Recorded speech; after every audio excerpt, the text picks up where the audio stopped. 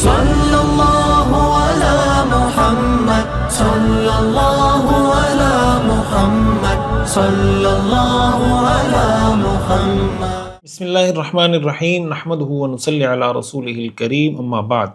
سیرت النبی صلی اللہ علیہ وسلم کا یہ مبارک سفر اللہ کے فضل و کرم سے جاری ہے، اور آج ہمارا سبق نمبر 49، سبق نمبر 49 ہے۔ اور آپ سب جانتے ہیں کہ ہمارا یہ سبق پچھلے 4 اسباق سے ہم معراج اور اسراء کے سفر کی تفصیلات پڑھ رہے ہیں۔ آج بھی انشاءاللہ ہم نے اسی کو جاری رکھنا ہے، اس لیے کہ معراج کا جو واقعہ ہے یہ سیرت کے بہت اہم ترین اور تفصیلی ڈیٹیلڈ واقعات میں سے ایک واقعہ ہے۔ اور آج کا جو سبق ہے وہ ہمارے لیے بہت اہم اس لیے ہے کہ اس میں تقریباً ساری چیزیں ایسی ہیں جو پریکٹیکل ہیں، ہماری پریکٹس سے تعلق رکھتی ہیں، اور ہمیں اس کو سمجھنا ہے، سننا ہے، سیکھنا ہے اور اس پر عمل کرنا ہے۔ اور یہی اصل وہ مقصد ہے جس کے لیے ہم بار بار یہ عرض کرتے ہیں کہ ہم سیرت کیوں پڑھ رہے ہیں، تاکہ ہم اس کو اڈاپٹ کریں، اس کو اختیار کریں۔ ہمیشہ کی طرح میں گزارش کروں گا کہ درود شریف کا آپ حضرات بہت زیادہ اہتمام رکھیں۔ اللہم صلی علی سیدنا و مولانا محمد وعلی آل سیدنا و مولانا محمد وبارک وسلم۔ اور سبق آپ نے سننا ہے، ہم سب نے سننا ہے، بہت توجہ کے ساتھ، بہت اہتمام کے ساتھ، ایک روٹین کی ویڈیو کے طور پہ ہرگز نہیں، بلکہ اس کو ایک مشن کے طور پر، ایک سبق کے طور پر، ایک سیکھنے کے ٹول کے طور پر کہ ہم نے اس کو سیکھنا ہے، سننا ہے، سمجھنا ہے، اس پر عمل کرنا ہے، اس کی دعوت کو پوری دنیا میں عام کرنا ہے۔ اور سیرت کے ذریعے اللہ کے رسول صلی اللہ علیہ وسلم نے دنیا میں جو پازیٹیو چینج آپ لے کر آئے تھے، ہم نے اللہ کے رسول کی سیرت کو اپنا کر دوبارہ سے ان چیزوں کو ریوائیو کرنا ہے۔ اللہ تعالی ہمیں سیرت کی قدردانی کی توفیق عطا فرمائے۔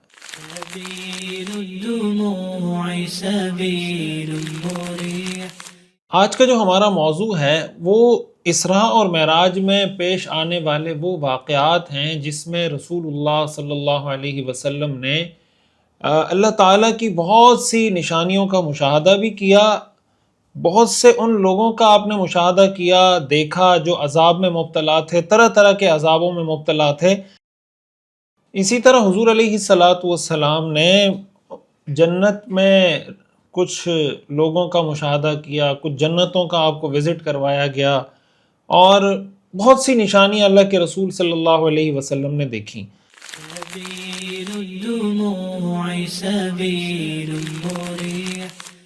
اب اس میں مورخین اور سیرت نگاروں کا اور روایات کا بہت اس میں تفصیل ہے کہ حضور علیہ السلام نے یہ جو مشاہدات کیے یہ اسراء کے سفر میں کیے یا معراج کے سفر میں کیے، یعنی بیت اللہ سے بیت المقدس تک کا جو سفر تھا اس سفر کے دوران آپ کو یہ مشاہدات کروائے گئے، یا بیت المقدس سے جو آسمانوں کی طرف معراج کا سفر تھا اس میں یہ مشاہدات کروائے گئے۔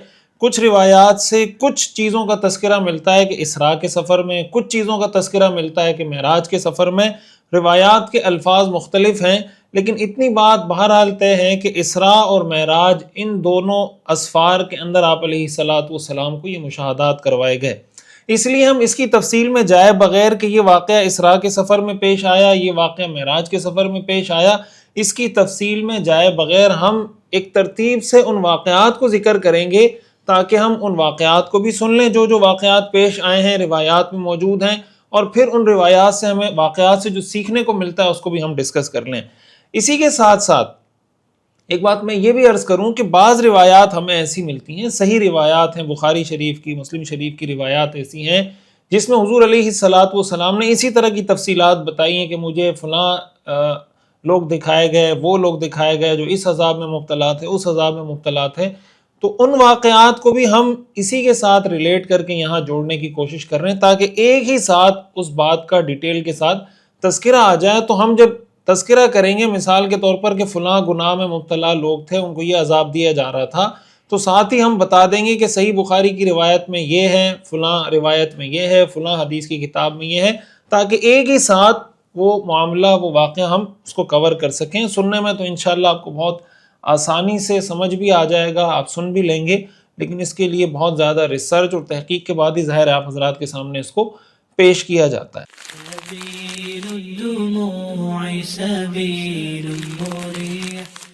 علامہ جلال الدین سیوطی رحمہ اللہ نے الخصائص الکبریٰ کے اندر یہ روایت ذکر کی ہے کہ رسول اللہ صلی اللہ علیہ وسلم جب پہلے آسمان پر آپ کی حضرت آدم علیہ السلام سے ملاقات ہوئی تو آپ نے حضرت آدم علیہ السلام کو اس حال میں دیکھا کہ ان کے سامنے ان کی اولاد میں سے ایمان لانے والوں کی روحیں پیش کی جا رہی تھی۔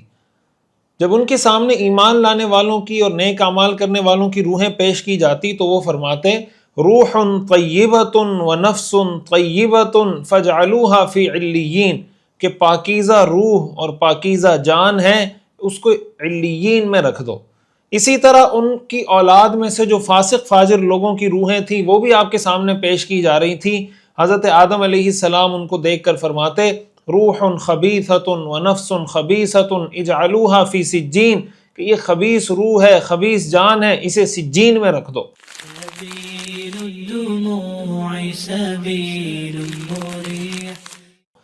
اسی طرح رسول اللہ صلی اللہ علیہ وسلم فرماتے ہیں کہ میں تھوڑی دیر چلا تو میں کچھ لوگوں کے پاس پہنچا جن کے سامنے پکا ہوا گوشت رکھا تھا لیکن اس کے قریب کوئی نہیں تھا۔ ایک اور دسترخوان دیکھا جس پر ایسا گوشت موجود تھا جو سڑ کر بدبودار ہو چکا تھا، وہاں لوگ موجود تھے، اس کو کھا رہے تھے۔ میں نے کہا جبریل یہ کون لوگ ہیں؟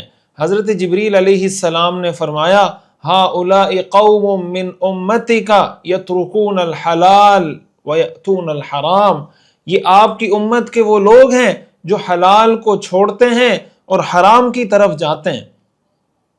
آج ہم دیکھیں یہ جو واقعہ معراج کا یہ سبق ہے کہ حضور علیہ السلام نے دیکھا کہ پاکیزہ صاف ستھرا کھانا ہے اس کو کوئی کھا نہیں رہا، جو بدبودار سڑا ہوا کھانا ہے اس کو لوگ کھا رہے ہیں۔ آج دنیا کے اندر اگر ہم دیکھیں حلال کمانے والا بھی کھاتا ہے، حرام کمانے والا بھی کھاتا ہے۔ ایسا نہیں ہے کہ حلال کمانے والا اس کو کھانا نہیں مل رہا ہوتا اور حرام کمانے والے کو رزق مل رہا ہوتا ہے، دونوں ہی کھا رہے ہوتے ہیں۔ فرق اس چیز کا ہوتا ہے کہ حلال کمانے والا جائز اور صحیح طریقہ استعمال کر کے کما رہا ہوتا ہے، حرام کمانے والا ناجائز، غلط اور حرام طریقہ استعمال کر کے کما رہا ہوتا ہے۔ حلال کمائی کا نتیجہ جنت ہے، حرام کمائی کا نتیجہ جہنم ہے۔ قرآن کریم میں اللہ تعالیٰ نے بار بار مسلمانوں کو اس بات کا حکم دیا ہے کہ حلال کھاؤ، حرام سے اپنے آپ کو بچاؤ۔ قرآن کریم میں اللہ تعالیٰ نے ارشاد فرمایا یا ایھا الناس کلوا مما فی الارض حلالا طیبا ولا تتبعوا خطوات الشیطان انہ لکم عدو مبین، اے لوگو اللہ کی زمین میں جو حلال طیب پاکیزہ چیزیں ہیں اس کو کھاؤ، شیطان کے نقش قدم پر مت چلو، وہ تمہارا کھلا دشمن ہے۔ ایک آیت میں اللہ تعالیٰ نے فرمایا فَكُلُوا مِمَّا رَزَقَكُمُ اللَّهُ حَلَالًا طَيِّبًا، اللہ نے جو تمہیں رزق دیا ہے اس میں سے جو حلال اور پاکیزہ چیزیں اس کو کھاؤ۔ وَاشْكُرُوا نِعْمَةَ اللَّهِ إِن كُنتُمْ إِيَّاهُ تَعْبُدُونَ، اور اللہ کی نعمتوں کا شکر ادا کرو اگر تم واقعی میں اللہ کے بندے ہو۔ رسول اللہ صلی اللہ علیہ وسلم نے ارشاد فرمایا یأتی علی الناس زمان، لوگوں پر ایک زمانہ ایسا آئے گا لا یبالی المرء ما اخذ منہ امن الحلال ام من الحرام، کہ انسان اس چیز کی پرواہ نہیں کرے گا کہ اس نے جس ذریعے سے کمایا ہے وہ حلال ذریعہ تھا یا حرام ذریعہ تھا۔ رسول اللہ صلی اللہ علیہ وسلم نے ارشاد فرمایا انہ لا یربو لحم نبت من سحت الا کانت النار اولا بہ، کہ جو جسم جو گوشت حرام کے لقمے سے حرام کی غذا سے پروان چڑھے، جس گوشت کی نشو نما حرام کی غذا سے ہو، وہ گوشت جہنم کے زیادہ مستحق ہے کہ اس کو جہنم میں ڈالا جائے۔ ہم یہ بات جانتے ہیں، رسول اللہ صلی اللہ علیہ وسلم نے ارشاد فرمایا کہ ایک آدمی لمبا سفر کرتا ہے، اس کے بال بکھر جاتے ہیں، اس کا جسم غبار سے اٹ جاتا ہے، بالکل ایسی حالت میں کہ دنیا کا کوئی شخص بھی دیکھے تو اس کو رحم آ جائے۔ وہ اپنے ہاتھ آسمان کی طرف بلند کر کے کہتا ہے یا رب یا رب، اے میرے رب اے میرے رب، اللہ سے دعائیں مانگتا ہے۔ حضور نے فرمایا وَمَطْعَمُهُ حَرَامٌ، اس کا کھانا حرام کا، وَمَشْرَبُهُ حَرَامٌ، اس کا پینا حرام کا، وَمَلْبَسُهُ حَرَامٌ، اس کا لباس حرام کا، وَغُذِيَ بِالْحَرَامِ، اس کی غذا حرام۔ آپ نے فرمایا فَأَنَّا يُسْتَجَابُ لِذَلِكَ، ایسے لوگوں کی دعائیں کہاں قبول ہوتی ہیں؟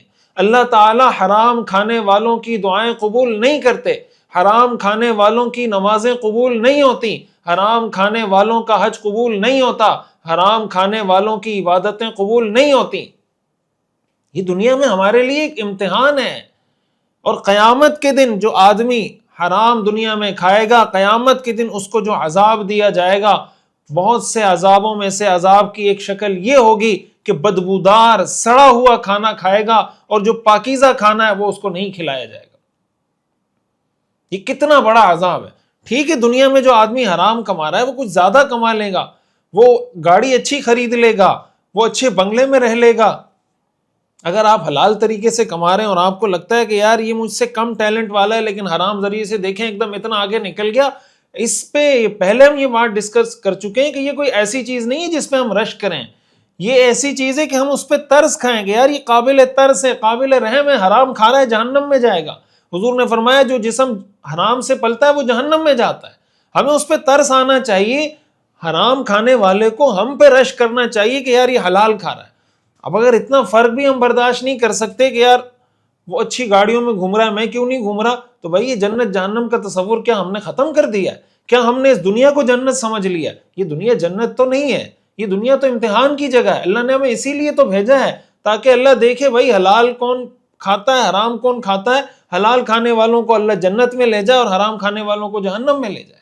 رسول اللہ صلی اللہ علیہ وسلم کو معراج کے سفر میں یہ دکھایا گیا، ہمارے لیے اس میں بہت بڑا میسج ہے۔ سبيل الدموع سبيل مريح۔ اور حرام کھانے میں جو ٹاپ کلاس کے جو حرام ہیں نا، ان میں سب سے جو ٹاپ کلاس کا حرام ہے وہ سود ہے، وہ یتیم کا مال ہے، وہ بہن کی میراث دبانا ہے۔ یہ تین حرام کاموں میں وہ حرام کام ہے جو بہت خطرناک قسم کے حرام کام ہے۔ سود خوروں کے بارے میں اسی معراج کے واقعے میں ہمیں تفصیل بتائی گئی۔ رسول اللہ صلی اللہ علیہ وسلم فرماتے ہیں کہ میں مزید کچھ آگے چلا تو ایک قوم کے پاس پہنچا، ان کے پیٹ اتنے بڑے تھے جیسے بڑے بڑے گھر ہوتے ہیں، جیسے بڑے بڑے مکان، اتنے بڑے بڑے پیٹ۔ اور سنن ابن ماجہ کی روایت میں ہے کہ ان کے پیٹ مکانوں، بڑے بڑے مکانوں کی طرح تھے، اور وہ پیٹ سانپ سے بھرے ہوئے تھے، اور وہ سانپ باہر سے نظر آ رہے تھے۔ آپ علیہ الصلاۃ والسلام نے فرمایا جب ان میں سے کوئی کھڑا ہونے کی کوشش کرتا تو اس کی ہمت نہیں ہوتی، کوشش کرتے کرتے پھر گر جاتا اور کہتا اے اللہ قیامت قائم نہ کر۔ اور آپ نے فرمایا وہ آل فرعون کے راستے میں پڑے ہوئے تھے، آل فرعون کا قافلہ آتا انہیں روند کر چلا جاتا، یعنی فرعون کے پیروکار بھی سود خوروں کو روند کر جا رہے تھے۔ آپ نے فرمایا فَسَمِعْتُهُمْ يَضِجُّونَ إِلَى اللَّهِ، میں نے ان کو اللہ سے فریاد کرتے ہوئے سنا ہے۔ میں نے کہا جبریل یہ کون لوگ ہیں؟ حضرت جبریل نے بتایا یہ آپ کی امت کے وہ لوگ ہیں جو سود کھاتے ہیں، یہ قیامت کے دن ایسے ہی اٹھیں گے جیسے وہ شخص جسے شیطان نے چھو کر پاگل کر دیا ہو۔ قرآن کریم میں اللہ تعالیٰ نے سود خوروں کی یہ سزا قرآن میں بھی ذکر کی ہے۔ اللہ تعالیٰ ارشاد فرماتے ہیں الذین یأکلون الربا لا یقومون الا کما یقوم الذی یتخبطہ الشیطان من المس۔ اللہ تعالیٰ فرماتے ہیں جو لوگ سود کھاتے ہیں وہ قیامت میں ایسے اٹھیں گے جیسے وہ شخص اٹھتا ہے جسے شیطان نے چھو کر پاگل کر دیا ہو، بدحواس کر دیا ہو۔ کیوں؟ ذالک بانہم قالوا، اس وجہ سے کہ انہوں نے کہا انما البیع مثل الربا، کہ کاروبار خرید و فروخت بھی تو سود ہی کی طرح کی چیز ہے۔ اللہ فرماتے ہیں وَأَحَلَّ اللَّهُ الْبَيْعَ وَحَرَّمَ الرِّبَا، حالانکہ اللہ نے خرید و فروخت کاروبار کو حلال قرار دیا ہے اور اللہ نے سود کو حرام قرار دیا ہے۔ مسند احمد کی روایت میں ہے کہ جو سود خوروں کا عذاب ہے، آپ علیہ الصلاۃ والسلام نے فرمایا، اسی معراج کے واقعات کے تسلسل میں یہ واقعہ مسند احمد میں ہمیں یوں ملتا ہے، آپ نے فرمایا میں نے ایک شخص کو دیکھا یسبح فی نہر، کہ وہ نہر میں تیر رہا ہے، ویلقم الحجارہ، اور پتھر کو لقمہ بنا بنا کر کھا رہا ہے۔ نہر میں تیر رہا ہے اور پتھر کھا رہا ہے، پتھر۔ فسألت ما ھذا، میں نے کہا یہ کیا ہے؟ فقیل لی آکل الربا، یہ سود خور ہے، آپ کی امت کا سود خور ہے۔ صحیح بخاری کی روایت بھی ملاحظہ فرمائیں، حضرت سمورہ ابن جندب رضی اللہ تعالیٰ عنہ فرماتے ہیں حضور علیہ الصلاۃ والسلام نے فرمایا فانطلقنا حتی اتینا علی نہر من دم، آپ نے فرمایا کہ ہم چلے، ہم نے خون کی نہر دیکھی، ایسی نہر جو خون سے بھری ہوئی تھی، خون اس کا جو پانی تھا وہ خون تھا. فیہ رجل قائم، اس میں ایک بندہ کھڑا ہوا ہے. وعلی وسط النہر رجل بین یدیہ حجارہ، اور نہر کے بیچ میں ایک دوسرا شخص کھڑا ہے، اس کے سامنے بہت سارے پتھر ہیں. فاقبل الرجل الذی فی النہر، نہر میں جو شخص ہے وہ آتا ہے، اور جب یہ نہر سے نکلنے کی کوشش کرتا ہے تو دوسرا آدمی اس کو پتھر سے مارتا ہے، دوبارہ اس کو نہر میں پھینک دیتا ہے. جب وہ اس خون کی نہر سے نکلنے کی کوشش کرتا ہے، یہ جس کے سامنے بہت سارے پتھر رکھے ہوئے ہیں، یہ پھر پتھر اٹھا کے اس کو مارتا ہے، دوبارہ اس کو اس خون کی نہر کے اندر پھینک دیتا ہے. یہی چیزیں بار بار ریپیٹ ہو رہی ہیں کہ وہ کنارے پہ آنے کی کوشش کرتا ہے، اس کو پتھر مارا جاتا ہے، پھر خون کی نہر میں اس کو جانا پڑتا ہے. مسلسل یہی عمل ریپیٹ ہو رہا ہے. آپ نے فرمایا کہ یہ کون ہے؟ حضرت جبریل نے فرمایا کہ وہ خون کی نہر میں آپ نے جس شخص کو دیکھا تھا یہ سود خور ہے. آپ اس سے اندازہ لگائیں کتنا دردناک عذاب ہے، کتنا خطرناک عذاب ہے. صحیح بخاری کی ایک روایت میں سود خور کو ایک اور طریقے سے بھی عذاب دینے کا ذکر ہے، یعنی کتنے طرح طرح کے عذاب ہیں جن میں سود خور قیامت کے دن مبتلا ہوں گے. صحیح بخاری کی روایت ہے، آپ فرماتے ہیں کہ ہم آگے بڑھے، ہم نے نہر پہ دیکھا، خون کی نہر تھی، اس میں ایک شخص تیر رہا ہے، اور نہر کے کنارے پر ایک دوسرا شخص کھڑا ہوا ہے جس نے اپنے پاس بہت سارے پتھر جمع کیے ہوئے. یہ تیرنے والا جب تیرتا ہوا اس شخص کے پاس پہنچتا ہے جس نے پتھر جمع کر رکھے ہیں تو اپنا منہ کھول دیتا ہے، اور نہر کے کنارے پہ کھڑا شخص اس کے منہ میں پتھر ڈال دیتا ہے، اور پھر یہ تیرنے لگتا ہے، پھر لوٹ کر اس کے پاس آتا ہے، اس کے منہ میں پھر پتھر ڈالتا ہے، یہ پھر جاتا ہے، پھر آتا ہے، پھر اس کے منہ میں پتھر ڈالتا ہے. اس طریقے سے آنا جانا اس کا لگا ہوا ہے. تو آپ مجھے بتائیں کہ اگر قیامت کے دن کسی کی سزا یہ بنا دی گئی کہ وہ پتھر کھاتا رہے، وہ خون کی نہر میں اس کو ہمیشہ ہمیشہ کے لیے پھینک دیا جائے اور پتھر اس کی غذا ہو، آپ مجھے بتائیں ایسا آدمی جیے گا یا مرے گا؟ اس کی کیا حالت ہوگی، کیا ہولناکی ہوگی اس عذاب کی. یہ جو اتنے خطرناک عذاب میں مبتلا کر کے دکھایا گیا، اس لیے دکھایا گیا. معراج کا واقعہ، سیرت کے واقعات ہم اس لیے نہیں پڑھتے کہ یہ جسٹ ایک واقعہ تھا، ہم نے پڑھا کہ ہاں حضور کے ساتھ یہ ہوا، آپ نے یہ دیکھا وہ دیکھا. بھائی ہمارے لیے میسج ہے. آج ہمارے ہاں شب معراج تو بڑی دھوم دھام سے منائی جاتی ہے. کیا معراج کا یہ سبق بھی ہمیں یاد ہے کہ اللہ کے رسول نے سود خوروں کو معراج کی رات کس طرح کے عذاب میں دیکھا تھا، اور کیا ہم نے اس سے سبق حاصل کر کے سود سے توبہ کر لی ہے؟ ایز اے انڈیویجول بیس پر بھی، قوم کی حیثیت پر بھی، کیا ہم نے سودی نظام کا بائیکاٹ کیا ہے؟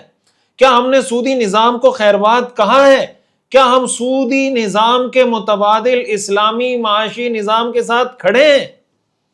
یہ ہمارے لیے سوالیہ نشان ہے. یہ معراج کا سبق ہے، معراج کا واقعہ ہم سے سوال کر رہا ہے.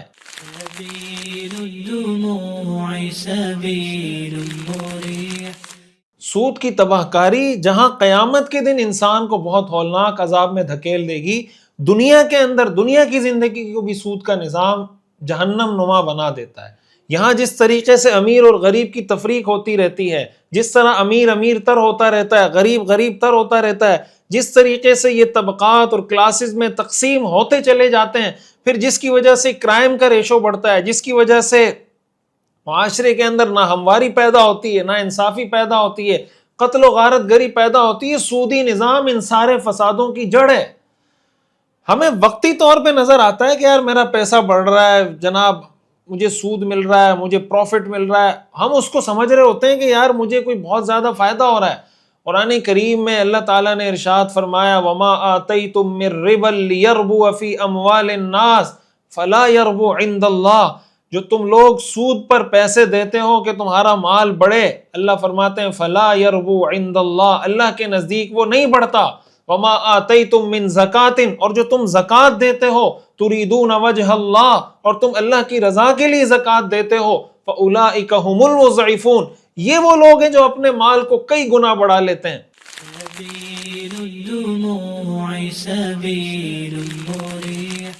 جب اللہ تعالیٰ نے قرآن کریم میں فرما دیا فَإِن لَّمْ تَفْعَلُوا فَأْذَنُوا بِحَرْبٍ مِّنَ اللَّهِ وَرَسُولِهِ، کہ اگر تم سود کے معاملے سے، سود کھانے سے باز نہیں آتے تو اللہ اور اللہ کے رسول کے ساتھ اعلان جنگ کر لو.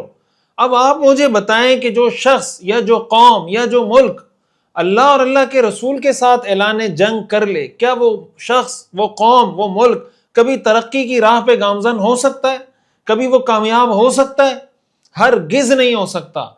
سبيل الدموع سبيل مريح۔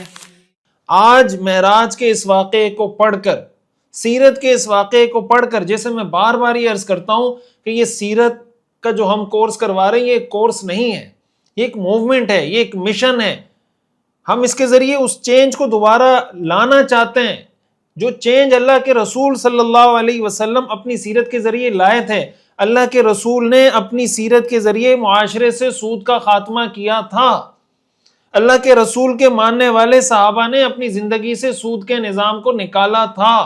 آج ہم سیرت پڑھنے والے تو کم از کم اس بات کا عزم مصمم کریں، پکا ارادہ کریں کہ اگر خدا نخواستہ اس سے پہلے کبھی کوئی سودی گناہ میں مبتلا تھا، آج کے بعد پکی توبہ کر لے کہ یا اللہ میری توبہ، آج کے بعد میں سودی معاملات کے قریب بھی نہیں جاؤں گا۔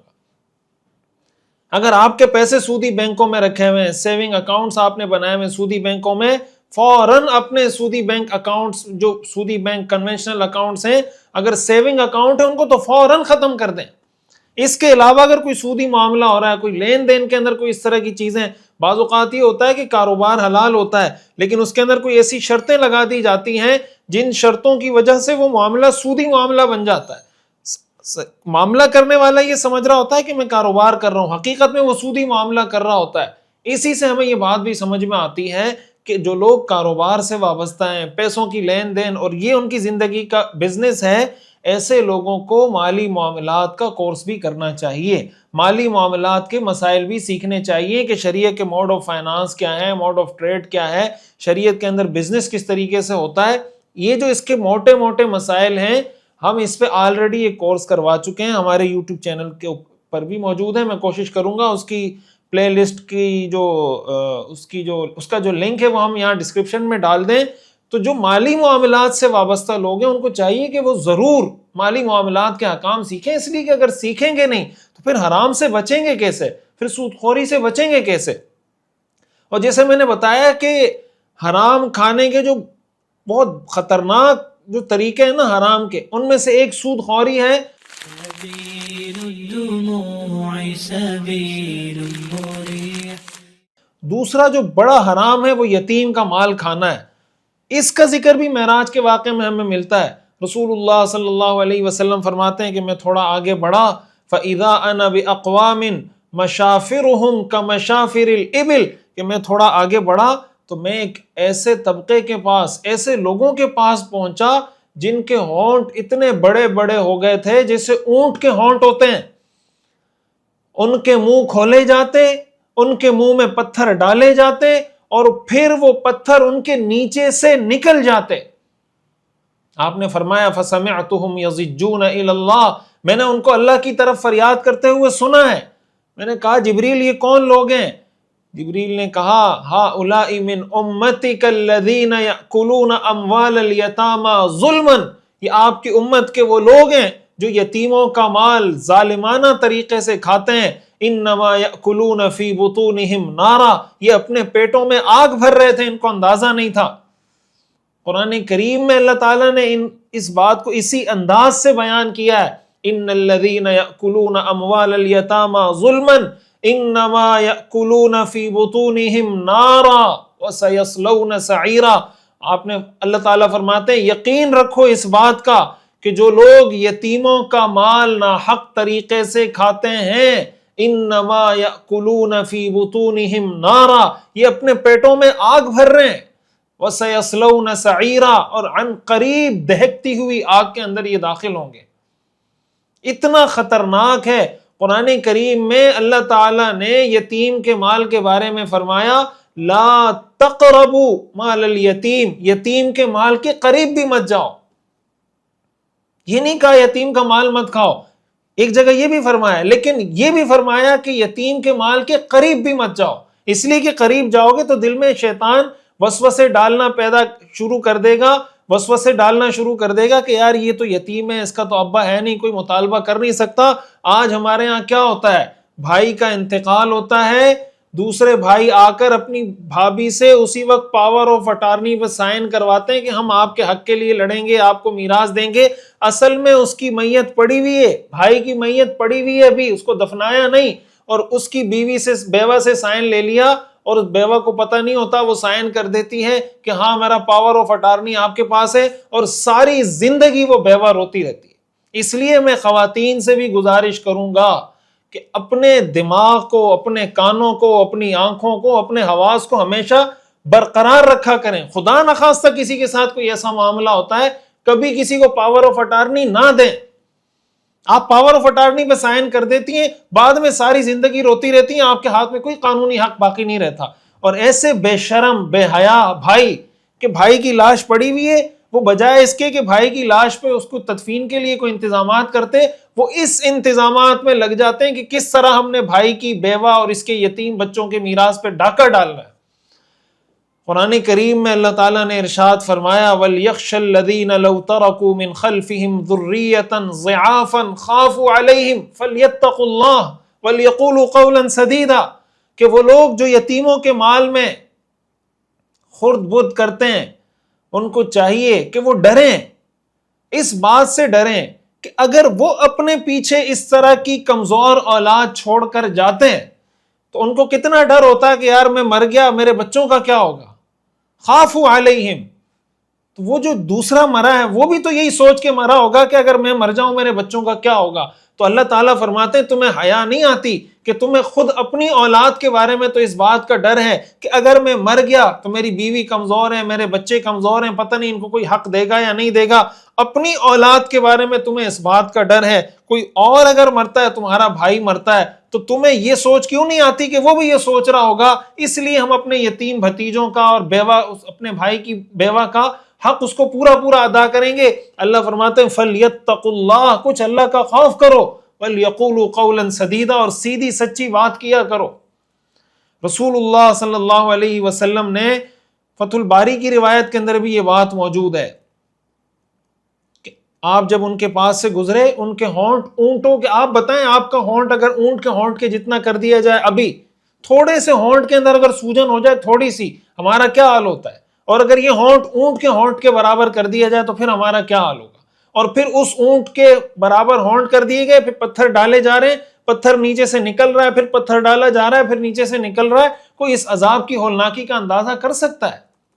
رسول اللہ صلی اللہ علیہ وسلم کو معراج کے سفر میں یہ دکھایا گیا. یہ ہمارے لیے میسج ہے، یہ سیرت کا پیغام ہے، یہ درس انقلاب ہے کہ آج کے بعد سے ہم اس کے لیے پوری ایک مومنٹ کھڑی کر دیں، پوری ایک تحریک کھڑی کر دیں. اپنے معاشرے میں، اپنے خاندان میں اس بات کو اتنا کہیں، بار بار کہیں، بار بار کہیں. علماء کی ذمہ داری ہے مسجد کے ممبر و محراب سے اس بات کو بار بار کہیں. جو خاندان کے بڑے ہیں ان کو چاہیے، جو محلے کے، کمیونٹی کے، برادری کے بڑے ہیں ان کو چاہیے کہ اس بات کو بار بار دہرائیں کہ ہم کسی یتیم کا مال، کسی یتیم کا حق کسی کو کھانے نہیں دیں گے، کسی بیوہ کا حق کسی کو کھانے نہیں دیں گے. اس کو ایک موومنٹ بناتے ہیں. ہمارے ہاں کیا ہوتا ہے کہ جب کوئی مغربی این جی اوز آ کے کسی کے حق کے لیے آواز اٹھاتی ہے، پھر ہمارے کان کھلتے ہیں کہ یار یہ تو واقعی میں اس پہ بات کرنی چاہیے تھی. ہم ری ایکشن میں، رد عمل میں تو کوئی موومنٹ، کوئی تحریک کھڑی کرتے ہیں، کوئی بات کرتے ہیں، کسی کے حق کے لیے آواز اٹھاتے ہیں. لیکن جب تک کوئی مغربی این جی او آ کے اپنے وہ فساد والے نظریات لے کر، معاشرے کو خراب کرنے کا نظریہ لے کر اور اچھا سا ٹائٹل لے کر ہمارے معاشرے میں نہیں آتے، ہمارے معاشرے کے اچھے لوگ بیدار نہیں ہوتے. میں سیرت پڑھنے والے اپنے تمام ساتھیوں سے، دوستوں سے، بہنوں سے، بھائیوں سے، سب سے گزارش کروں گا اپنے بچوں کو اس چیز کا درس دیں. حیرت اس بات پر ہے کہ مائیں اس بات میں رکاوٹ بن جاتی ہیں بعض اوقات. بھائی جس ماں کا بیٹا مرا ہے، جس ماں کی بہو بیوہ ہوئی ہے، جس ماں کے پوتے یتیم ہوئے ہیں، وہ ماں بھی اپنے دوسرے بیٹوں کے ساتھ مل کر اپنے یتیم پوتوں کو اور اپنی بیوہ بہو کو بھول جاتی ہے. وہ بھی اپنی بیوہ بہو کا حق اور اپنے یتیم پوتوں کا حق دبانے میں اپنے دوسرے ظالم بیٹوں کا ساتھ دے رہی ہوتی ہے. یہ کیسی ماں ہے؟ ماں ایسی ہوتی ہے. ماں کے دل میں اتنی شقاوت، اتنی سختی ہوتی ہے اپنے یتیم پوتوں اور بیوہ بہو کے لیے. اور وہ ماں پھر یہ بھی دعویٰ کرتی ہے کہ میں مسلمان ہوں، میں اللہ کے رسول کی عاشق ہوں، میں اللہ کے رسول کی ماننے والی ہوں.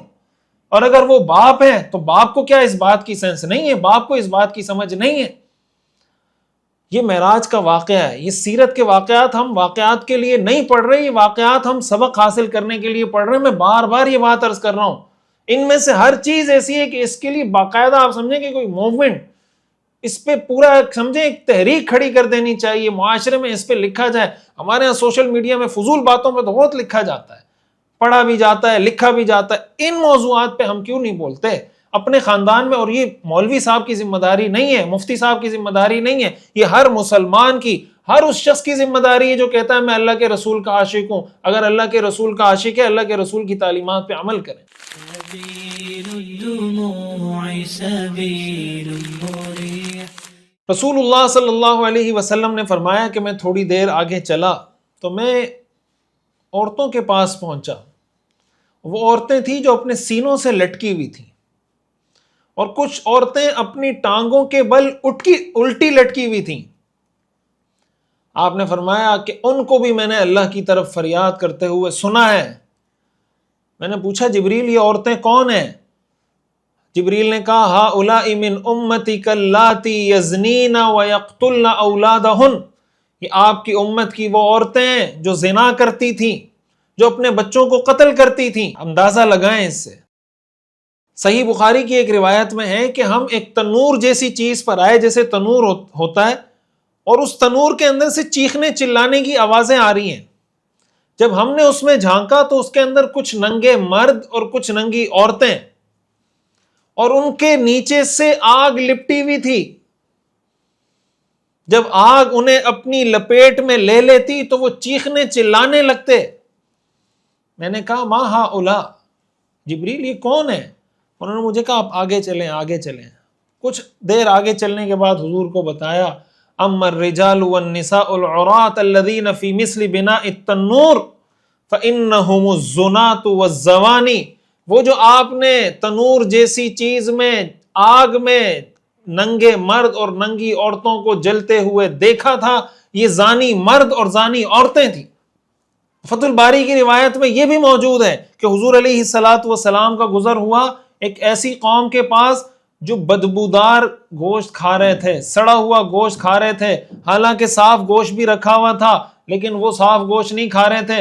حضور نے پوچھا یہ کون ہے؟ جبریل نے بتایا یہ آپ کی امت کے وہ لوگ ہیں جو زنا کرتے تھے، ان کے پاس اللہ نے حلال کا راستہ ان کو دیا تھا، یہ حلال کے راستے کو چھوڑ کر حرام راستے کو اختیار کرتے تھے۔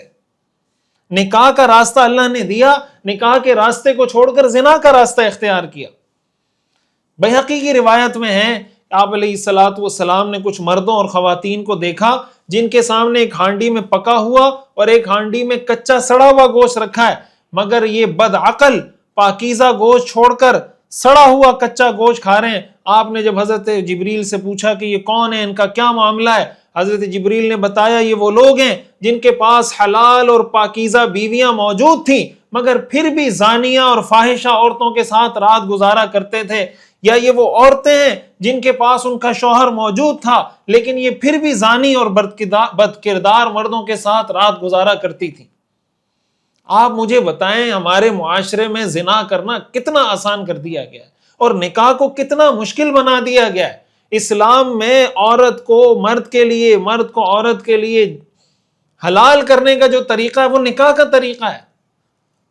اللہ تعالیٰ نے قرآن کریم میں فرمایا والذین هم لفروجہم حافظون الا علی ازواجہم، کہ مومن وہ ہوتے ہیں جو اپنی شرمگاہوں کی حفاظت کرتے ہیں، ہاں اگر ان کی بیویاں ہیں، ان کے شوہر ہیں تو ان کو اجازت ہے، فإنہم غیر ملومین، ان کو کوئی ملامت نہیں۔ سبيل الدموع سبيل مريح۔ آج زنا کو آسان اور نکاح کو مشکل کرنے کا مطلب یہی ہے کہ حلال کو مشکل کر دیں، حرام کو آسان کر دیں۔ وہی عذاب قیامت کے دن دیا جائے گا، اسی عذاب میں مبتلا کیا جائے گا کہ حلال بیوی ہے، حلال بیوی کے پاس نہیں جا رہا، زانیہ کے پاس، طوائف کے پاس جا رہا ہے۔ بیوی کا شوہر موجود ہے، وہ بدبخت عورت اپنے شوہر کے ساتھ نہیں بلکہ اپنے کسی یار کے ساتھ رات گزار رہی ہے، اپنے کسی یار کے ساتھ گھوم پھر رہی ہے۔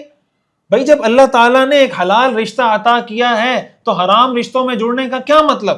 اور اگر ایک مرد ہے اس کو کوئی عورت پسند آتی ہے تو شریعت میں اس کو اللہ نے دوسری شادی کا، تیسری شادی کا، چوتھی شادی کا آپشن دیا ہے۔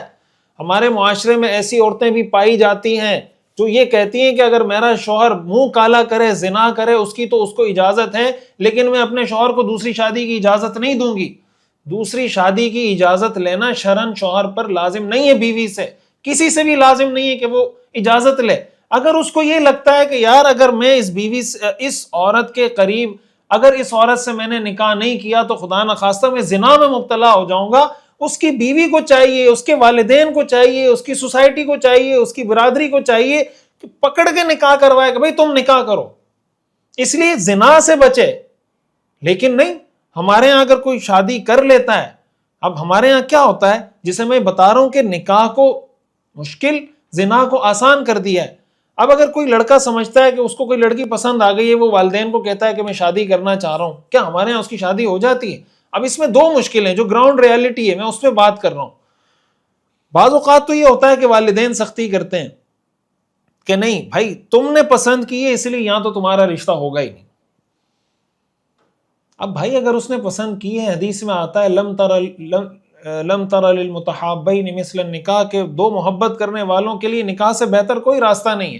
اگر ان کو ایک دوسرے کو انہوں نے پسند کیا ہے، والدین کو چاہیے، اگر وہ سمجھتے ہیں کہ خاندان میچ کر رہا ہے، چیزیں میچ کر رہی ہیں، تو ہوتا ہے نا بہت زیادہ ڈیفرنس ہوتا ہے، پھر تو سمجھانا چاہیے، پھر تو لڑکا لڑکی ان کو بھی سمجھ جانا چاہیے کہ بھئی یہاں نکاح نہیں کرنا چاہیے۔ لیکن اگر کوئی اتنا زیادہ ڈیفرنس نہیں ہے، صرف اس وجہ سے کہ چونکہ میرے لڑکے نے، میرے بیٹے نے خود پسند کی ہے، میں اس کی شادی نہیں کرواؤں گا، اب نتیجہ کیا ہوگا؟ نتیجہ یہ ہوگا کہ وہ چھپ چھپ کے ملے گا، اس سے تعلقات بنائے گا، بائک پہ گھمائے گا، گرل فرینڈ بنائے گا۔ یہ گرل فرینڈ جو بنا رہا ہے، اس کا گناہ کس کو ہوگا؟ سبيل الدموع سبيل مريح۔ اور لڑکوں کو بھی یہ بات سمجھنی چاہیے کہ شادی کا مطلب یہ نہیں ہوتا کہ بیٹھ کے لڈو کھاتے رہیں آپ۔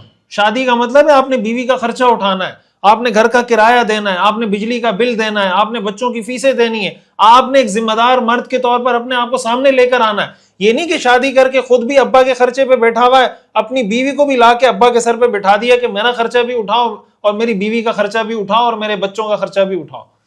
یہ اسلام میں نہیں ہے کہ آپ کو شادی کا شوق بھی ہے، آپ ابا کو مجبور بھی کر رہے ہیں، اور کھانے کمانے کا کوئی ذریعہ بھی آپ کے پاس موجود نہیں ہے۔ بھائی جب اولاد بالغ ہو جائے، جب لڑکا بالغ ہو جائے تو والد پر اس کا خرچہ لازم نہیں ہے، بالغ اولاد پہ شرعاً یہ لازم ہے کہ وہ اپنا خرچہ خود اٹھائے۔ ہم سیرت کے واقعات میں شروع میں یہ بات پڑھ چکے ہیں کہ اللہ کے رسول صلی اللہ علیہ وسلم بچپن میں بکریاں چراتے تھے، اور بکریاں چرانے کی حکمتوں میں سے ایک بہت بڑی حکمت یہ تھی تاکہ میں اپنے چچا حضرت ابو طالب پر بوجھ نہ بنوں۔ وہاں یہ بات میں نے تفصیل سے بتائی تھی کہ اسلام ہمیں اس بات کا درس دیتا ہے کہ بچپن سے ہی اپنے بچوں کو خود کفیل بنائیں، بچپن سے ہی بچوں کو محنت کرنا سکھائیں، بچپن سے ہی بچوں کو پیسے کمانے کے حلال طریقے سکھائیں۔ اب آپ ان دو چیزوں کو جوڑیں، ان دو چیزوں کو آپ کنیکٹ کریں گے تو آپ کو سمجھ میں آئے گا کہ اسلام کی ایک کڑی دوسری کڑی سے کیسے کنیکٹ ہوتی ہے۔ آپ مجھے بتائیں کہ اگر ایک بچہ ہے جو 11-12 سال کی عمر سے کچھ نہ کچھ کمانا شروع کر دیتا ہے، خود کفیل بننے کی کوشش کرنا شروع کر دیتا ہے، اب وہ 18 سال کا ہو چکا ہے اور اس کو کوئی لڑکی پسند آ رہی ہے، تو 18 سال تک وہ اس قابل ہو چکا ہوگا کہ اگر وہ شادی کرتا ہے تو وہ اپنی بیوی کا خرچہ اٹھا سکے گا۔ اب جب وہ شادی کرے گا تو وہ پورا ایک ذمہ دار شخص کے طور پر، ایک ریسپانسبل مین کے طور پر وہ سامنے آئے گا اور اپنی بیوی کا پورا خرچہ اٹھائے گا۔ کہ ہمارا تعلیمی نظام ہمیں کیا سکھاتا ہے؟ ہمارے تعلیمی نظام میں 25 سال تک، 30 سال تک تو بچہ ٹوٹلی بوجھ ہے ابا پر۔ تو اب جب یہاں سے جب بنیاد غلط ہوگی تو اب رزلٹ بھی غلط ہوگا۔ اب جب 18 سال کا ہوگا، شادی کرنے کی کوشش کرے گا، کمانے کو کچھ نہیں ہوگا تو شادی نہیں کر سکے گا۔ اگر بچپن سے بچے کو خود کفیل بنایا ہوگا تو 18 سال کی عمر میں وہ اپنے پاؤں پہ کھڑا ہوگا، اپنی تعلیم بھی جاری رکھے گا، اپنی اسٹڈی بھی جاری رکھے گا، شادی کرنا چاہے گا تو شادی بھی کر لے گا۔ شادی کو ہمارے ہاں، نکاح کو ہمارے ہاں ایک مسئلہ بنا دیا گیا کہ جب سارے دنیا کے سارے کاموں سے فارغ ہو جائیں گے پھر نکاح کریں گے۔ بھائی ٹھیک ہے، نکاح آپ کرنا چاہتے ہیں بعد میں کریں، آپ کے پاس اگر اس بات کی شیورٹی ہے کہ آپ اس پورے عرصے میں زنا میں مبتلا نہیں ہوں گے، آپ کا بیٹا یا بیٹی اس پورے عرصے میں زنا میں مبتلا نہیں ہوں گے، یہ شیورٹی کس کے پاس ہے؟ اللہ کے رسول صلی اللہ علیہ وسلم کو یہ لوگ دکھائے گئے امت کی تعلیم، امت کی رہنمائی کے لیے، تاکہ امت اس سے گائیڈنس حاصل کرے کہ زنا میں مبتلا لوگوں کو کیسے عذاب دیا جا رہا تھا، جو حلال کو چھوڑ کر حرام کی طرف جا رہے ہیں۔ تو ہمارے بڑوں کی بھی یہ ذمہ داری ہے، ہمارے نوجوان لڑکوں لڑکیوں کی بھی یہ ذمہ داری ہے کہ وہ اپنے طور پہ دیکھیں کہ ہم زنا کے راستے کو کیسے کم سے کم، اسلام میں girl friend boy friend culture کا کوئی تصور نہیں ہے، یہ اسلام میں حرام ہے، ناجائز ہے، کبیرہ گناہ ہے۔ زنا بہت بڑا گناہ ہے، آپ جانتے ہیں کوئی غیر شادی شدہ مرد اگر زنا کرے اس کو 100 کوڑے لگائے جاتے ہیں، مرد کو بھی عورت کو بھی، لڑکے کو بھی لڑکی کو بھی شریعت میں، اور شادی شدہ مرد اگر زنا کرے اس کی سزا شریعت میں رجم ہے کہ پتھر مار مار کر اس کو سنسار کر کے ختم کرتے ہیں۔ اتنا بڑا جرم ہے شریعت کی نظر میں یہ۔ اسی حدیث میں ہم نے یہ بھی پڑھا کہ رسول اللہ صلی اللہ علیہ وسلم کو یہ لوگ دکھائے گئے۔ آج سے ہم نے اس بات کا بھی عزم کرنا ہے، اگین میں یہ بات ریپیٹ کروں گا کہ ہم سیرت کے واقعات محض واقعات کے لیے نہیں پڑھ رہے، ہم اس لیے پڑھ رہے ہیں کہ ہم اس سے سبق حاصل کریں، اس کو ہم اپنے معاشرے میں، رسول اللہ صلی اللہ علیہ وسلم جو معاشرے میں پازیٹیو چینج لے کر آئے تھے، وہ ایک پازیٹیو چینج یہی تھا کہ آپ نے زنا کو معاشرے سے ختم کیا تھا۔ آج سیرت سے جڑا ہوا ہر شخص، اللہ کے رسول صلی اللہ علیہ وسلم کے عشق کا دعویٰ کرنے والا ہر مسلمان، سیرت پڑھنے سمجھنے والا ہر شخص، اس کی یہ ذمہ داری ہے کہ وہ اس کو اپنی زندگی کا مشن بنائے کہ ہم نے معاشرے سے زنا کا خاتمہ کرنا ہے۔ ایسی ساری حرکتوں سے، ایسی ساری چیزوں سے، ایسی ساری ویڈیوز سے، ایسی ساری فلموں اور ڈراموں سے بھی دور رہنا ہے جو انسان کو بے حیائی اور برائی کی طرف لے کر جاتی ہیں۔ ہمارے ہاں جو فلمیں بن رہی ہیں، جو ڈرامے بن رہے ہیں، جو ٹک ٹاک پہ فحاشی پھیلائی جا رہی ہے، اب جب آپ فلمیں دیکھیں گے، لڑکے لڑکیوں کے آپس کے معاملات دیکھیں گے، تعلقات دیکھیں گے، گپ شپ دیکھیں گے، یہ ساری چیزیں جب آپ دیکھیں گے تو آپ کے دل میں شہوت اور جذبات بھڑکیں گے نہیں؟ جب بھڑکیں گے اور حلال راستہ ہے نہیں تو حرام کی طرف جائے گا انسان؟ نہیں جائے گا۔ ان ساری چیزوں سے بھی اپنے آپ کو دور کرنا ہوگا اور حلال کی طرف جائیں۔ حلال کا راستہ اللہ تعالیٰ نے بالکل کھلا رکھا ہے، حلال کے اختیار کرنے میں تو کوئی قطغن نہیں۔ قرآن نے کہہ دیا فَإِنَّهُمْ غَيْرُ مَلُومِينَ کہ جو نکاح کا راستہ اختیار کرتے ہیں ان پہ کوئی ملامت نہیں۔ سبيل الدموع سبيل مريح۔ اسی کے ساتھ ساتھ اس حدیث میں ہم نے یہ بات بھی پڑھی کہ جو عذاب دیا جا رہا تھا اس میں وہ عورتیں بھی تھیں جو اپنے بچوں کو قتل کرتی تھیں، اپنے بچوں کو قتل کرتی تھی۔ آج ہمارے ہاں جو مس کیریج ہوتا ہے، جو ماں کے پیٹ میں بچے کو قتل کر دیا جاتا ہے، بہت سے ایسے بدبخت اور جاہل بھی ہمارے معاشرے میں پائے جاتے ہیں کہ جب ان کو پتہ چلتا ہے کہ بیوی حاملہ ہے، پریگننٹ ہے اور لڑکی ہے تو وہ پیٹ میں ہی بچی کو قتل کر دیتے ہیں، پیٹ میں ہی بچی کو مار دیتے ہیں۔ یاد رکھیں یہ قتل کرنا بھی ایسا ہی قتل ہے۔ اگر بچے کی روح پڑ گئی ہے، جان پڑ گئی ہے، اس کے بعد اگر وہ مس کیریج کیا جا رہا ہے، حمل ضائع کروایا جا رہا ہے، یہ بھی اتنا ہی گناہ ہے جیسے آپ کسی عام چلتے پھرتے انسان کو قتل کر دیں۔ جتنا بڑا گناہ وہ ہے اتنا ہی بڑا گناہ یہ ہے۔ یہ کیسز بھی ہمارے معاشرے میں عام ہو رہے ہیں۔ اب جب girl friend boy friend culture عام ہوگا اور یہ تعلقات ہوں گے، پھر ہسپتالوں میں آ کے لوگ لڑکیوں کو چھوڑ کے چلے جاتے ہیں، پھر وہ بچے ضائع کرواتی ہیں، پتہ نہیں کیا کیا مسائل ہمارے معاشرے میں پیش آ رہے ہیں، یہ سیرت سے دوری کی وجہ سے۔ تو یہ جو ہمارے ہاں، چاہے اگر وہ ڈاکٹر خواتین ہیں، ان کو بھی اس بات کا پتہ ہونا چاہیے کہ جب ایک دفعہ بچے میں روح پڑ گئی، بچے میں جان پڑ گئی، اس کے بعد اس بچے کو، اس حمل کو ضائع نہیں کیا جا سکتا۔ اس کو ضائع کرنا ناجائز ہے، کبیرہ گناہ ہے، حرام ہے۔ سبيل الدموع سبيل مريح۔ معراج کے اسی واقعے میں ہمیں یہ بھی ملتا ہے کہ رسول اللہ صلی اللہ علیہ وسلم نے فرمایا کہ میں تھوڑی دیر آگے چلا تو میں ایک قوم کے پاس پہنچا جس کے جسم کے پہلوؤں سے گوشت کاٹا جا رہا تھا اور ان کے منہ میں ڈالا جا رہا تھا، اور ان سے کہا جاتا تھا کھاؤ جیسے تم اپنے بھائی کا گوشت کھایا کرتے تھے۔ میں نے کہا جبریل یہ کون لوگ ہیں؟ جبریل کہنے لگے یہ آپ کی امت کے وہ لوگ ہیں جو دوسروں کو طعنہ دیتے تھے اور ان میں عیب تلاش کرتے تھے۔ اور سنن ابو داؤد کی روایت میں ہے رسول اللہ صلی اللہ علیہ وسلم نے ارشاد فرمایا کہ راستے میں ہمارا گزر ایک ایسی قوم پر ہوا جن کے ناخن تانبے کے تھے اور وہ اپنے چہروں کو اور اپنے سینوں کو ان ناخنوں سے نوچ رہے تھے۔ میں نے حضرت جبریل سے پوچھا کہ یہ کون لوگ ہیں؟ حضرت جبریل نے فرمایا یہ وہ لوگ ہیں جو انسانوں کا گوشت کھاتے ہیں، یعنی غیبت کرنے والے اور لوگوں پر جھوٹے الزامات لگانے والے، یعنی جو لوگ غیبت کرتے ہیں، جو لوگ کسی پر الزام لگاتے ہیں، تہمت لگاتے ہیں، بہتان باندھتے ہیں، قیامت کے دن ان کو تانبے کے ناخن دیے جائیں گے. ان تانبے کے ناخنوں سے وہ اپنے چہرے کو بھی نوچیں گے، اپنے سینے کو بھی نوچیں گے، اور ان کے جسم سے گوشت کاٹ کاٹ کر ان کو دیا جائے گا کہ یہ کھاؤ جس طرح تم دنیا میں کھاتے تھے. قرآن کریم میں اللہ تعالیٰ نے اس بات کا ہمیں بتایا ہے کہ کسی بھائی کی، کسی کی غیبت کرنا بالکل ایسے ہے گویا آپ اس مردار بھائی کا گوشت کھا رہے ہو. اللہ تعالیٰ نے فرمایا وَلَا يَغْتَبْ بَعْضُكُمْ بَعْضًا، کہ تم میں سے کوئی کسی کی غیبت نہ کرے.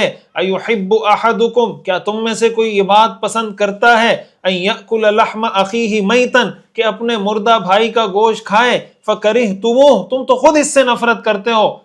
وَاتَّقُوا اللَّهَ، تو اللہ سے ڈرو. إِنَّ اللَّهَ تَوَّابٌ رَحِيمٌ، بے شک اللہ بڑا توبہ قبول کرنے والا، بڑا مہربان ہے. اتنا بڑا گناہ ہے، قرآن میں اللہ تعالیٰ نے بتا دیا. غیبت کس کو کہتے ہیں؟ غیبت حدیث میں خود رسول اللہ صلی اللہ علیہ وسلم نے صحابہ سے فرمایا اتدرون ما الغیبہ، تمہیں پتہ ہے غیبت کیا ہے؟ صحابہ نے کہا اللہ ورسولہ اعلم، اور اللہ اور اللہ کے رسول بہتر جانتے ہیں.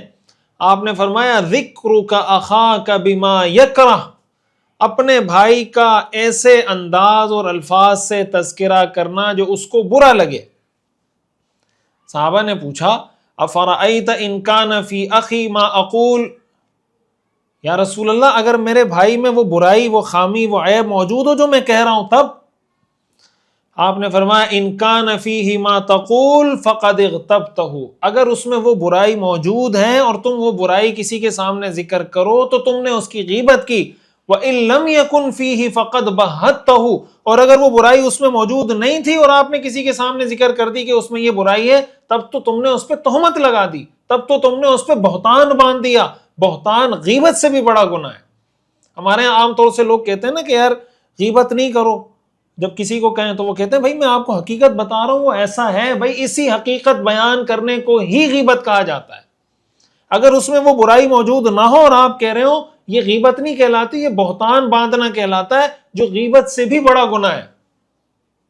رسول اللہ صلی اللہ علیہ وسلم نے ارشاد فرمایا الغیبت اشد من الزنا، غیبت کرنا زنا سے بھی بدتر گناہ ہے. کیوں؟ اس لیے کہ زنا کرنے والا زنا کے گناہ کو گناہ سمجھ کے گناہ کرتا ہے، اس کو توبہ کی توفیق ہو جاتی ہے. غیبت کرنے والا تو اپنے آپ کو حق میں سمجھ رہا ہوتا ہے کہ میں بڑا حق پرست ہوں.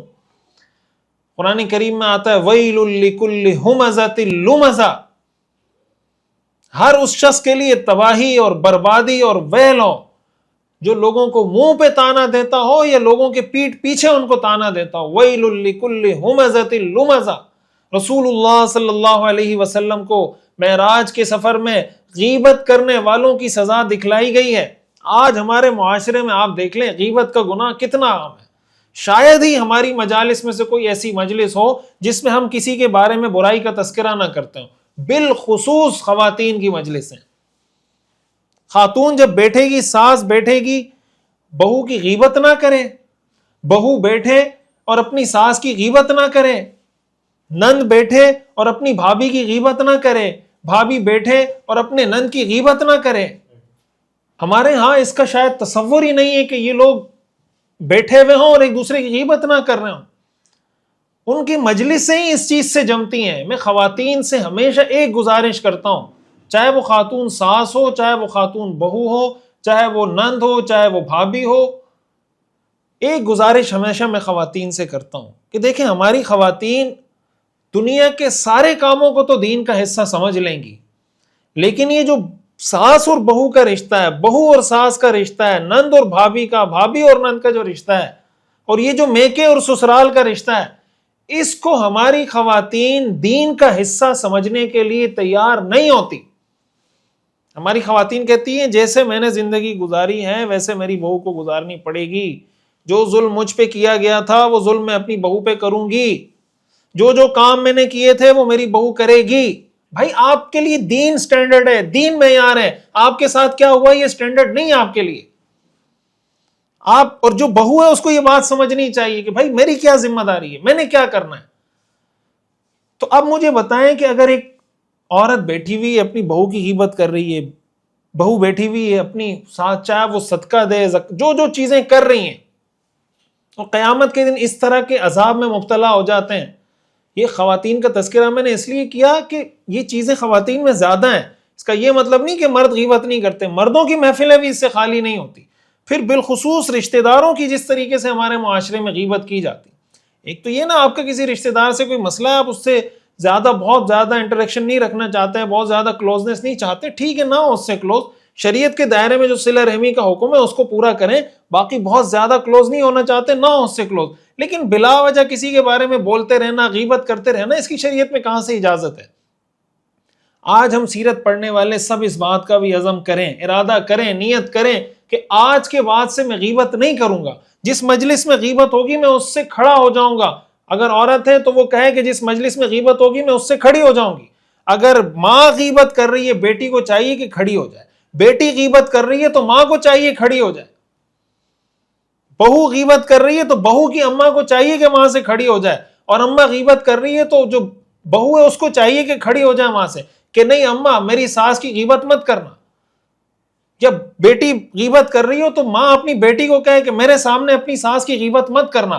آپ مجھے بتائیں اگر ہمارے معاشرے میں یہ چیزیں آ جائیں، ہمارا معاشرہ جنت بن جائے گا یا نہیں بنے گا؟ یہ جو ہمارا معاشرہ جہنم کا نمونہ پیش کر رہا ہے، اس کی وجہ رسول اللہ صلی اللہ علیہ وسلم کی سیرت سے دوری ہے. سیرت کے اس واقعے کے پڑھنے کے بعد آج سے ہم نے اس چیز کی دعوت کو بھی عام کرنا ہے. اس چیز کو اپنے دل و دماغ میں بٹھانا ہے کہ یہ کبیرہ گناہ ہے. قرآن میں اللہ نے اس سے منع کیا ہے، حدیث میں فرمایا گیا زنا سے بدتر گناہ ہے. اور جہنم میں اتنا خطرناک عذاب غیبت کرنے والوں کو دیا جائے گا. تو تہمت سے بھی بچیں.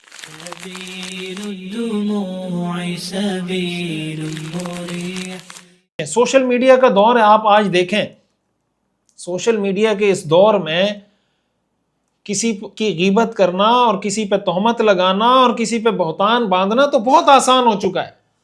ہر آدمی بیٹھا ہوا ہے، کچھ لکھ رہا ہے، کمنٹ کر رہا ہے، ویڈیو بنا رہا ہے، ویلاگ کر رہا ہے. خصوصاً جو ہماری سیاسی پارٹیوں کے لوگ ہیں، پھر ہر سیاسی پارٹی کا کوئی سپورٹر صحافی ہوتا ہے، وہ بیٹھ کے دوسرے سیاسی پارٹی پہ الزام لگائے گا، یہ بیٹھ کے اس پہ الزام لگائے گا. ہر آدمی آپ کو رپورٹ دے رہا ہوگا، میں اندر کی رپورٹ پیش کر رہا ہوں، وہ کہے گا میں اندر کی رپورٹ پیش کر رہا ہوں، وہ کہے گا میں اندر کی رپورٹ پیش کر رہا ہوں. ایک دوسرے پہ تان، الزام، بہتان تراشی. کوئی پازیٹیوٹی آپ کو نظر نہیں آئے گی ہماری جرنلزم اور صحافت میں کہ کوئی پروڈکٹیو کام ہو رہا ہو کہ ہم نے اس ملک کو آگے کیسے لے کر جانا ہے. پھر ہم جو سوشل میڈیا پہ بیٹھ کے لوگوں کو گالیاں دے رہے ہوتے ہیں، ہمارے جو نوجوان کسی سے کوئی اختلاف ہے بیٹھ کے کچھ بھی کمنٹ کر دیا، لگے ہوئے. تو آپ کو کیا لگتا ہے یہ قیامت کے دن یہ پوچھا نہیں جائے گا؟ قرآن کریم میں اللہ تعالیٰ نے فرمایا ما یلفظ من قول الا لدیہ رقیب عتید، کہ انسان اپنی زبان سے جو بات نکالتا ہے اس کے پاس ایک چوکس فرشتہ کھڑا ہوا ہے جو لکھ رہا ہے. سوشل میڈیا آپ کو اجازت دیتا ہے، فیس بک آپ کو اجازت دیتا ہے، یوٹیوب آپ کو اجازت دیتا ہے کہ آپ جو چاہیں بولیں، جو چاہیں لکھیں. اللہ اور اللہ کے رسول آپ کو اس بات کی اجازت نہیں دیتے کہ جو آپ کے منہ میں آئے وہ بولتے چلے جائیں، جو ہاتھ میں آئے وہ لکھتے چلے جائیں. اللہ اور اللہ کے رسول اس چیز کی اجازت نہیں دیتے. ان میں سے ہر چیز کا قیامت کے دن جواب دینا ہوگا. اس لیے ہم اس بات کو بھی سمجھیں کہ سوشل میڈیا میں کسی پر کمنٹ کرتے وقت، کوئی ویڈیو بناتے وقت، کوئی پوسٹ لکھتے وقت، کوئی چیز شیئر کرتے وقت ہمیں اس چیز کا پوری طرح پتا ہونا چاہیے کہ یہ کوئی غیبت نہ ہو، یہ کوئی بہتان نہ ہو، یہ کوئی تہمت نہ ہو، اس میں کسی پر جھوٹا الزام نہ ہو، کسی کو برا بلا، کوئی گالم گلوچ، اس طرح کی کوئی چیز ہوگی تو میں اس کو شیئر نہیں کروں گا. وگرنہ معراج کے واقعے میں جو عذاب دکھایا گیا تھا، اللہ تعالی ہم سب کی حفاظت فرمائے، وہ لوگ اس عذاب کے اندر مبتلا ہوں.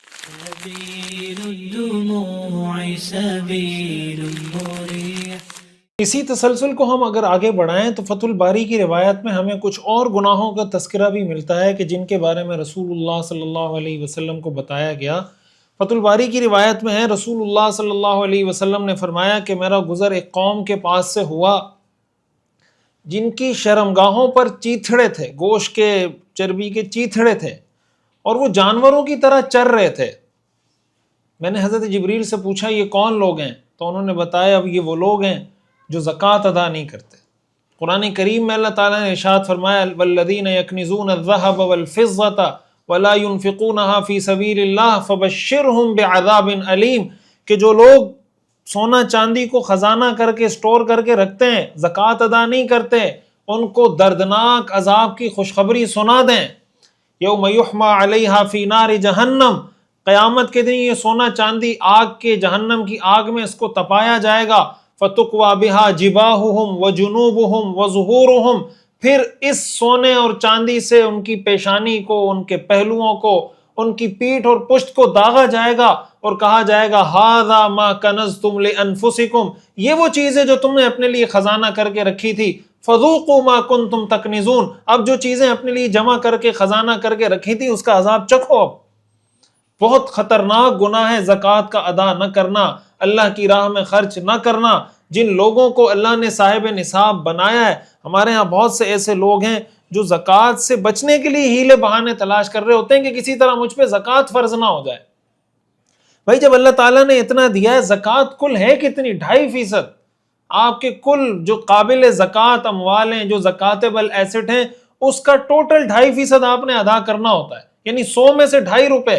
جس اللہ نے 100 روپے دیے، اس اللہ کو 2.5 روپے دیتے ہوئے ہمیں موت آتی ہے، اور پھر قیامت کے دن عذاب کیا ہوگا ایسے لوگوں کا۔ سبيل الدموع سبيل مريح۔ اسی طرح حدیث میں آتا ہے، فتح الباری کی روایت میں ہے کہ آپ علیہ الصلوۃ والسلام ایک آدمی کے پاس سے گزرے جس نے لکڑیوں کا ایک گٹھا اٹھایا ہوا تھا اور وہ اٹھا نہیں پا رہا تھا اس کو، لیکن پھر بھی اس میں مزید لکڑیاں ڈالے جا رہا ہے۔ میں نے پوچھا حضرت جبریل سے، یہ کون ہے؟ حضرت جبریل نے فرمایا، یہ وہ آدمی ہے جس کے ذمہ امانت ہے اور وہ اسے ادا نہیں کرتا، لیکن نئی نئی امانتیں لینے کی کوشش کر رہا ہے۔ یعنی ایک ذمہ داری اس کے پاس ہے، وہ ذمہ داری اس سے پوری ہو نہیں رہی، اور ذمہ داری لے رہا ہے اور لے رہا ہے اور لے رہا ہے لوگوں سے۔ ذمہ داری بھی تو امانت ہے، عہدہ بھی امانت ہے، منصب بھی امانت ہے۔ جو آدمی ایک منصب کی ذمہ داری ادا نہیں کر رہا، وہ اپنے اوپر اور ذمہ داریاں ڈالتا جا رہا ہے۔ آپ نے معراج کے سفر میں ان کو اس حال میں دیکھا کہ لکڑیوں کا گٹھا ہے، اٹھا رہا ہے، اٹھایا نہیں جا رہا، پھر بھی لکڑیاں اس میں اضافہ کرتا چلا جا رہا ہے اور اس کو اٹھا پھر بھی نہیں پا رہا۔ اب یہ اس عذاب میں مبتلا ہے۔ اور پھر امانت میں خیانت، قرآن کریم میں اللہ تعالیٰ نے فرمایا ان اللہ یأمرکم ان تؤدوا الامانات الی اہلہا، اللہ تمہیں اس بات کا حکم دیتا ہے کہ امانت اس کے اہل کے سپرد کرو۔ اور حدیث میں آتا ہے اذا ضیعت الامانۃ فانتظر الساعہ، جب امانت ضائع کر دی جائے تو قیامت کا انتظار کرنا۔ صحابہ نے پوچھا ما اضاعتها یا رسول اللہ، امانت کیسے ضائع ہوتی ہے؟ آپ نے فرمایا اذا وسد الامر الى غیر اہلہ فانتظر الساعہ، کہ جب کوئی چیز، کوئی معاملہ، کوئی عہدہ، کوئی منصب نااہل کے سپرد کر دیا جائے تو قیامت کا انتظار کرنا۔ سبيل الدموع سبيل مريح۔ یہ جو ایچ آر کا سسٹم ہے، ہیومن ریسورس کا جو سسٹم ہے، اسلام کا ایچ آر کا سسٹم اس پر بیسڈ کرتا ہے۔ اگر کسی ادارے میں، کسی محکمے میں، کسی تحریک میں، کسی آرگنائزیشن میں، کسی اسکول، کالج، یونیورسٹی میں نااہل لوگوں کو عہدے سپرد کر دیے جائیں، آپ اس آرگنائزیشن، اس ادارے کی قیامت کا انتظار کریں۔ اگر آپ نے کوئی سرکاری محکمہ نااہل افسر کے سپرد کر دیا، اس محکمے کی قیامت کا انتظار کریں۔ اس محکمے کی قیامت کیا ہے؟ کہ وہ محکمہ تباہ و برباد ہو جائے گا۔ آج ہمارے ملک کے بہت سارے محکمے تباہ کیوں ہوئے ہیں؟ ہمارے ہاں جو اقربا پروری کی جاتی ہے، جس طریقے سے رشوت لی جاتی ہے، جس طریقے سے اپنوں کو ٹھوسا جاتا ہے، جس طریقے سے سیاسی مفادات کے لیے اپنے ورکروں کو نوکریاں دی جاتی ہیں، اس کی وجہ سے آج ہمارا ملک کس حال میں کھڑا ہوا ہے۔ رسول اللہ صلی اللہ علیہ وسلم نے فرمایا کہ جب امانت نااہل کے سپرد کر دی جائے تو قیامت کا انتظار کرنا۔ آج جو معاشرے ترقی کر رہے ہیں، جو سوسائٹیز ترقی کر رہی ہیں، جو کمپنیاں ترقی کر رہی ہیں، وہ اس لیے کہ وہ امانت اہل کے سپرد کرتی ہیں۔ ہم جو زوال کا شکار ہیں اس لیے کہ ہم امانت نااہل آدمی کے سپرد کر رہے ہیں۔ اور رسول اللہ صلی اللہ علیہ وسلم نے فرما دیا تھا کہ جب تم نااہل آدمی کے سپرد کرو گے تو قیامت کا انتظار کرنا۔ آج ہمارے محکموں میں قیامت برپا ہے یا نہیں؟ ہمارے سرکاری محکموں میں، ہمارے ان تمام اداروں میں جہاں نااہل لوگ بیٹھے ہیں، وہاں قیامت برپا ہے یا نہیں؟ یہ معراج کا سفر ہے، یہ معراج کے واقعات ہیں، یہ اللہ کے رسول کا اسوہ حسنہ ہے، یہ امت کے لیے گائیڈنس، رہنمائی اور ہدایت اور تعلیم ہے۔